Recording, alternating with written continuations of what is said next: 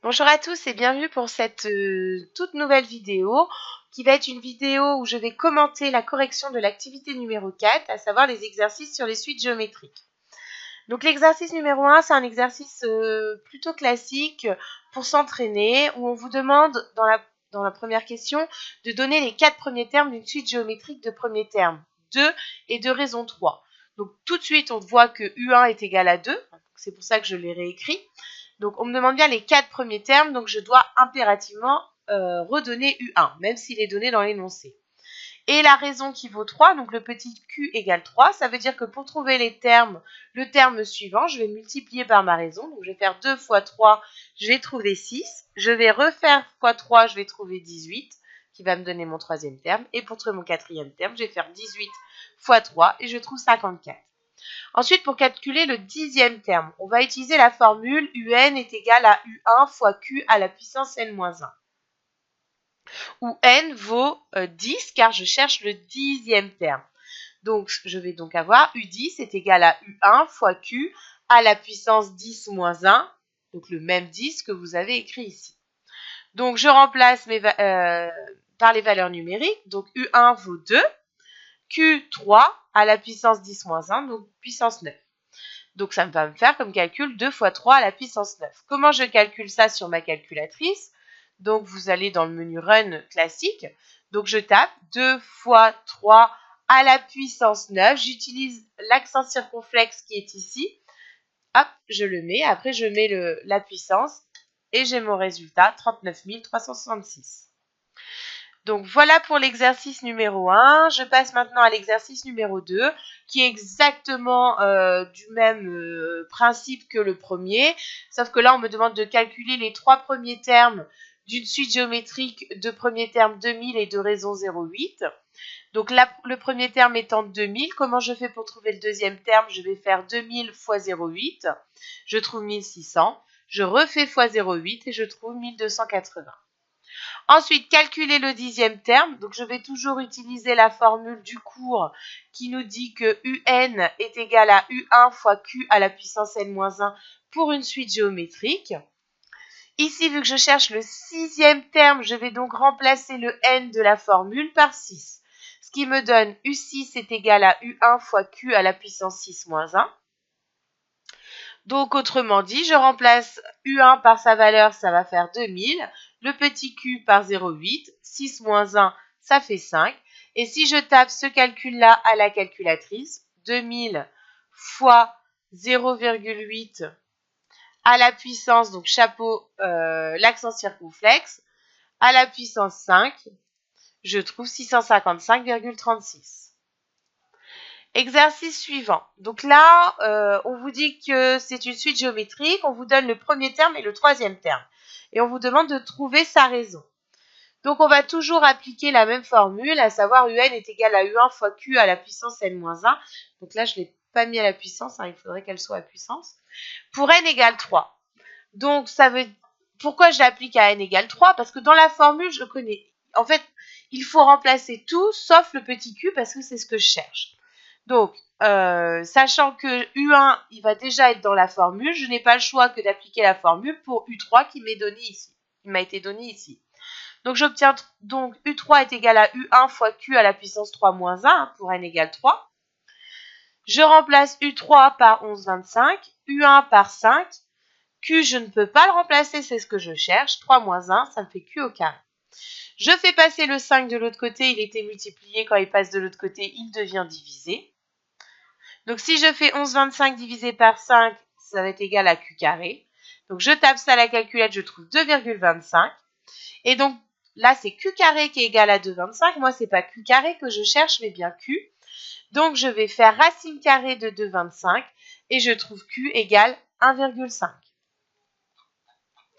Exercice numéro 4, donc on vous donne une suite de nombres 3, 3,3, 3,63, 3,993. Donc, on va poser le premier terme pour U1 égale 3, U2 égale 3,3, U3 égale 3,63 et U4 égale 3,993.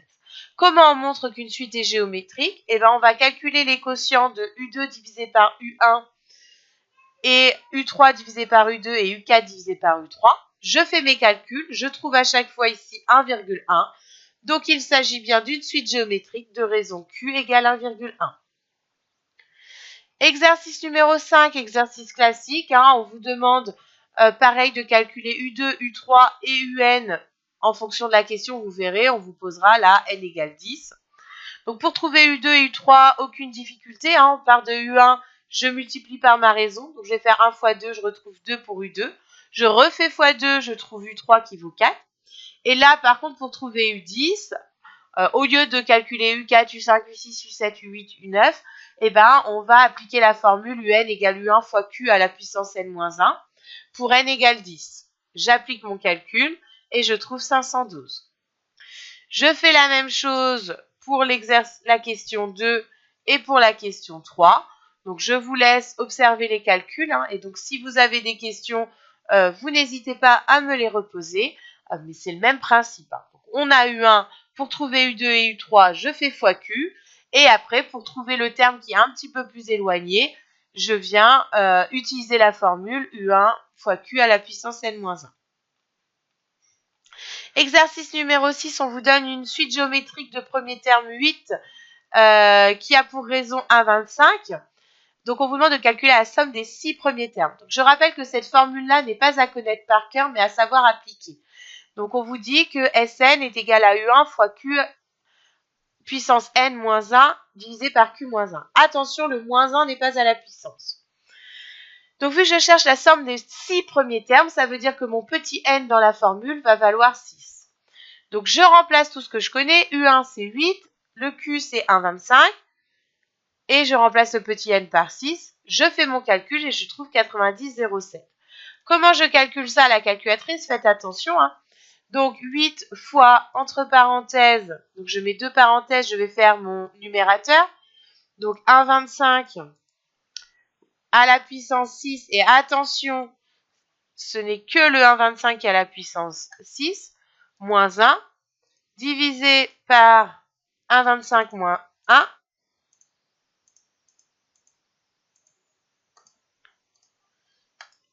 « 90,07. Donc, voilà comment je calcule la somme des 6 premiers termes. Et le dernier exercice, donc exercice très classique et important pour le devoir. Donc, on vous dit que le recyclage des bouteilles en plastique permet d'obtenir de nouvelles fibres en polyester pour fabriquer des vêtements en fibres polaires. On vous dit que pour fabriquer une veste polaire, il faut 27 bouteilles en plastique. Donc, en janvier 2011, l'entreprise fabriquait 4000 vestes polaires et elle souhaite augmenter sa production de 5% tous les ans. Autrement dit, dès que vous voyez un pourcentage dans l'énoncé, il ne faut pas chercher midi à 14h, c'est qu'on veut vous amener sur les suites géométriques. Donc, on veut savoir si l'objectif sera atteint. Donc, on note U1, la production du mois de janvier. Donc, calculer U2, la production du deuxième mois, je vais multiplier ma production initiale de 4000 vestes par 1,05. Pourquoi 1,05 Je vous rappelle que pour un pourcentage, je prends 1 et j'ajoute mon pourcentage si c'est une augmentation ou j'enlève mon pourcentage si c'est une diminution. Ici, c'est une augmentation, donc ça va me faire 1,05. Donc, je trouve 4200 pour U2 et 4410 pour U3. Ensuite, montrer que la suite est géométrique. Donc, je calcule mes quotients de U2 divisé par U1 et U3 divisé par U2. Forcément, je dois retrouver 1,05, vu que j'ai multiplié par 1,05 ici. Donc, la suite est géométrique et de raison Q égale 1,05. Ensuite, on vous demande de calculer la production totale. Donc, autrement dit, sur l'année 2012, ça veut dire qu'on cherche la somme des 12 mois. Donc, on va chercher S12. J'applique la formule de la même manière que dans l'exercice précédent. Et je trouve 63 669. En déduire du résultat précédent le nombre de bouteilles recyclées pour leur fabrication. Donc, sachant que il faut 27 bouteilles pour une veste polaire.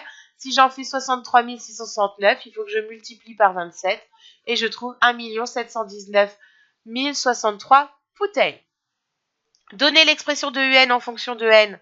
Donc, autrement dit, j'ai UN est égal à U1 fois Q à la puissance N-1. Donc, ça, c'est le cours. Je l'applique à mon problème. Je remplace U1 et je remplace Q. Car je les connais. On me demande une relation de UN en fonction de N. Donc, ça doit être mes seuls inconnus. Donc, attention au devoir, ce sera ce genre de questions, hein, on m'écrit ça, c'est insuffisant. Il faut aller jusqu'ici. M'écrire que ça fonctionne aussi. Hein. Calculer la production le 36e mois, ça veut dire que je cherche U36. Donc, j'applique la formule et je trouve 22 064. Répondre à la problématique. On voulait savoir si l'objectif des 22 000 vestes sera l'objectif sera atteint au bout des 3 ans. Vu que je trouve pour U36, donc ça veut dire 36 mois, donc 3 ans, égale 22 064, je dépasse les 22 000 vestes. Donc, si on suit l'augmentation de 5% par an, on obtiendra bien l'objectif des 22 000 vestes. Donc voilà pour cette correction. N'hésitez pas à me poser des questions s'il y a des choses que vous n'avez pas bien comprises. Et je vous dis à très bientôt pour une nouvelle vidéo. Et bonne semaine pour ceux que je ne vais pas voir.